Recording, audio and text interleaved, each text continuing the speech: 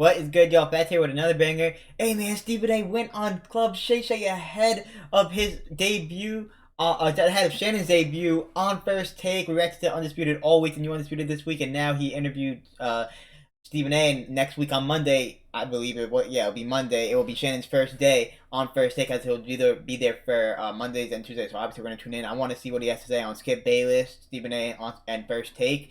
Just a little bit. We're gonna skip through this, obviously. Maybe watch hopefully like 10 minutes of this, if personalities, not just sports personalities. We're gonna skip through it a little television, bit. A cultural so let's icon. go ahead and see. And he's also the new duo is coming. HBCU alum. Steve, private jet, HBCU. I thought you got to go through that. Even I think he's so fly getting Shannon, bro. It just happened, bro. It just happened. I didn't even know what an HBCU was. Graduate. I'm trying to hear what they got to say about developmental studies. Right. Developmental studies is remedial. This is good that they got this before they. Where all you're taking is classes that doesn't go to anywhere. Stadium with 80,000. And those are the great ones. As an athlete, those are the great ones. Because the ones who hear all the noise are the ones who succumb to it. Hear from at this particular moment in time. I know what it wants from Molly. I know what it wants from Mad Dog. I know what it wants from Lasky. I know what it wants from Shannon Sharp. Okay. For the purposes of that show. And so I'm looking at Shannon Sharp and I'm like, were they talking about Skip Bayless before? That's one of the greatest tight ends in NFL history. That's a Hall of Famer. And damn it, he loud and he's boisterous. He gonna come right at you and all of this other stuff. Okay, this is what they want, and this is what they're going to get. Now, you don't want to give it to them too much, all in one bowl. You want to spread it out.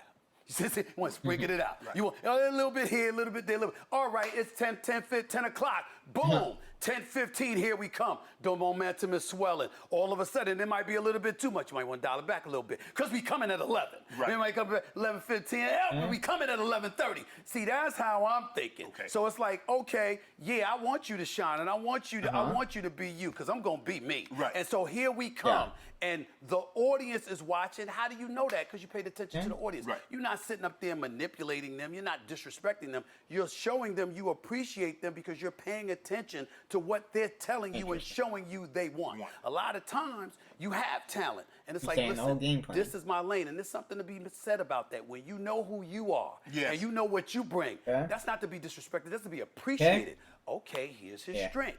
Well, if I have a different strength, how do I get to complement that so he can shine while we shine? That is the objective when you're trying to win. And it's applicable on the football field, on the court of play, or on the television set. But how many people are thinking like that? I'll tell you who. The winners think like that. The losers don't. It's very simple. You know what? I want to address some comments that you said because you said condolences in advance. He's the modern day Black Hulk. He's not used to getting beat down. Welcome to the beat down. Well, let me tell you, let me elaborate. First of all, obviously, I wasn't talking about physically. I got no shot. I got no shot. I mean, let's get that out the way right now. Let's get that out the way right now. You understand what I'm saying? Let's get that out the way right now. No. Oh, please, you got no shot. Out of your mouth right now. Okay, it's okay. You can believe that. You can believe that. The man still going strong at 21. But we'll do. I'm sure. What are they even disagree on? The first LeBron topic don't need to be nobody. Here's what don't need to be nobody there. Here's what's gonna hurt you. Here's what's gonna hurt you, because you see when you talk like that, people are like, but that. No, I'm gonna sit back and let you talk, and then I'm gonna say, you finished? Are you finished? You sure? No. And then you're gonna be like, nah, and I'm gonna say, you gotta wait now, cause I waited. Here I come, and you have to deal with the tsunami that I'm gonna bring. I'm gonna rain down upon you when it comes. Especially to that subject. Especially to that subject. And that's where you're going to hurt yourself. Listen, LeBron, I got this man. The game was started in 1947. I got LeBron James, the thousands of players that have played in the NBA. I got him number 2 all time. Yeah. You got people walking around like that's disrespect. It is. I got him. See, that's emotion. That's emotion right there. That's emotion right there. Listen, let me tell you something right now.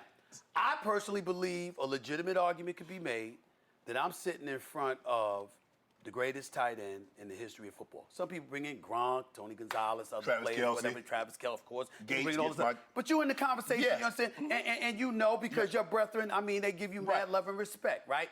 I can say that. But my point to you is that If somebody said you weren't number one, you don't feel insulted. No. So why you got to be insulted about LeBron? Because that's emotion. No, that's they don't emotion. That's emotion. But it goes. Huh? See, that's emotion. You right told there. me the storm was coming. Right. See, your storm happened for 9 years, then took 2 years off. Right. And it happened for 3 years, Yep. it took another 3 years off. That's right. And then it kind of just was like drizzling. Right. My storm been going for 21 years raining. Right. You could say that, and my retort to that would be 6 NBA Finals losses. So they only. Hold on. It's 6 final losses. Yeah. 6 finals losses. Let me ask you a question. 6. I just want you to tell me one thing, and we're gonna debate this. Yeah, sure. Tell me the team that he faced that was the 2017 or the 2018 Golden State Warriors. What do you mean? I don't understand your question. Michael Jordan. Tell me the team. You talking about Michael Jordan? I want you to tell me the team that Michael Jordan faced that was the equivalent of the 17 and 18. No one. Can I respond to that? Sure. Can I tell you why? No one. Do you know why? Because none of them had Jordan. No.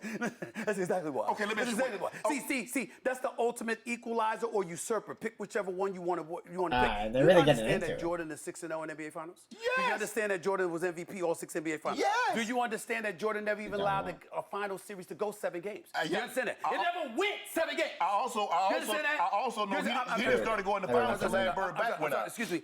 10-time NBA scoring champion. He did lose. 9-time all defensive first team. You do know that, right? Yeah. All right. So in other words, it was LeBron on both sides of the ball. Was he that dominant? Oh, he was the better, but you know he should have won it. You know he should have won. Are you kidding me? Stephen A. Are you kidding Stephen me? A. Give me this. Okay. You know good and well LeBron James should have one Defensive Player of the Year.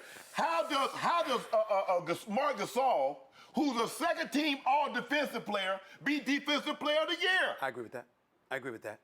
But the flip side to it is that as we watched LeBron James, even with his greatness at one point in time as a defensive player, we never looked at him and said, "Oh my God, that's that dude defensively." Yeah. You had now LeBron is universally respected Yeah. and feared. MJ 1 through 5. You seen him do it. I'm not denying that. Shut down Tony Parker on one Particular moment in the state of you drive by. It was in right. That doesn't. All right, man. I'm gonna leave it off. Yeah, it's been funny. I actually want to hear what the guy say about Skip. I do want to watch more of it. I think I'm gonna leave my it. lord. What an insult. The I'm number gonna leave 2 it for first take. all-time in the history. They're talking And about yeah, LeBron I Jordan got in a Mad minute. Dog Russo. That's white. I got Dan Orlovsky. That's a wise. I knew when it was over for you, bro. I'm gonna be real with you. good. I knew when it was over, Undisputed. and I was like, Damn. I'm here. You see what I'm saying? You did. Because I knew what was gonna happen. What happens is when you got noise, and we gonna call it like, listen, I'm gonna call it like I see it. You don't want to do this. Let me do it. All right? Because I've been in the business long enough. When you're black and you have the kind of evident, apparent, meaning public situations like that, we don't win. Everybody's circling. The Sharks are circling now. It's not one person. And it's not, collusion going on. Instinctually, to let them know. My greatest compliment from players is guys that were on each other. You have to hate the Cowboys. Of course. Because when the 70s, now they're both Cowboys. they always met in the Super Bowl. Yeah. And the Steelers Well, were the fault. He made them look like it was 5 years too late. right. And that's how. At the time he was complaining about Scotty being selfish, Right. he and beyond. I've been a journalist for 30 pure passer. Magic Johnson is the greatest facilitator the game has ever seen. I think Okay. point guard, Right. that's what I'm thinking. But that's, I got you down. right, He throws the ball to Kareem Abdul-Jabbar. right. Open court is worthy as Byron Scott, as Cooper. You know what I'm saying? And stuff like that. Pick your poison. I was talking about impact. I wasn't talking about a quintessential facilitator that's a point guard. Because Steph Curry is clearly not that. Because that's what I'm saying. I don't really look. I look at Steph as a 2. Right.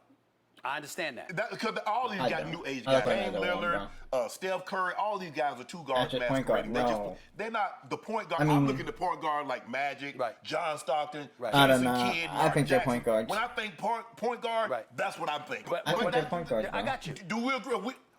We agree. I mean, listen. No, I disagree. Magic Johnson is so phenomenal, and Michael Jordan's been arguing with me about this forever because Magic Johnson's the greatest in his eyes as well. So you know what I'm saying? It's one of those. And ain't no changing that dude's mind. Ain't no changing Michael Jordan's mind. Even though we accord his commitment to excellence, LeBron, I'm sorry.